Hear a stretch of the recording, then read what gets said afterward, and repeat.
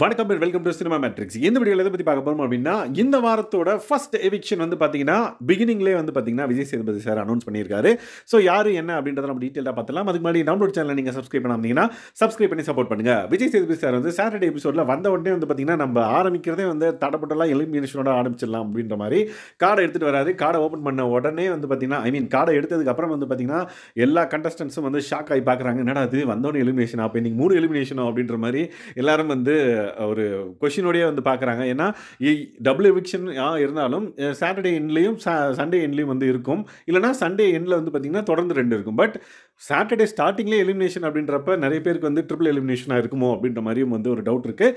But let's wait and watch என்ன நடக்குது அப்படின்றத நம்ம பார்க்கலாம். ஸோ விஜய் சேதுபதி சார் வந்து அந்த கார்டை எடுத்துகிட்டு இந்த பர்டிகுலர் பர்சன் ரொம்ப நாள் வந்து பார்த்திங்கன்னா வெளியே போகணும் அப்படின்ற மாதிரி மக்கள்கிட்டே வந்து கேட்டுட்டு இருந்தாங்க அப்படின்ற மாதிரி சொல்கிறாரு. ஸோ யாருன்னு பார்த்தீங்கன்னா சத்யா.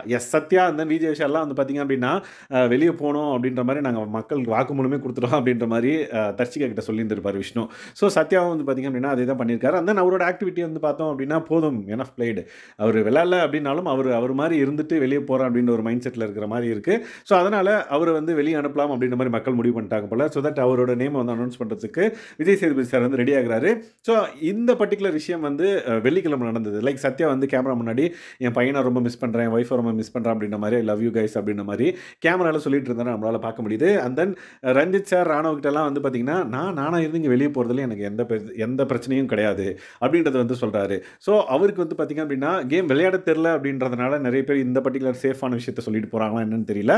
பட் இவருக்கு சத்யா வந்து பார்த்திங்க அப்படின்னா மற்றவங்களை ஹர்ட் பண்ணும் அப்படின்ற ஒரு எண்ணமே கிடையாது அப்படின்ற மாதிரி பிக் பாஸ் வீட்டுக்குள்ளே நிறைய பேர் பேசிகிட்டு இருக்காங்க. ஸோ அப்படின்ற பட்சத்தில் லைக் இவர் எப்படி கேம் ஆடுவார் அப்படின்ற மாதிரி நம்மளுக்கும் தோணுச்சு. பட் இவ்வளோ நாள் ஏன் விட்டு வச்சாங்க அப்படின்றதையும் வந்து ஒரு கொஷின் மார்க்காக தான் இருக்குது. எஸ்.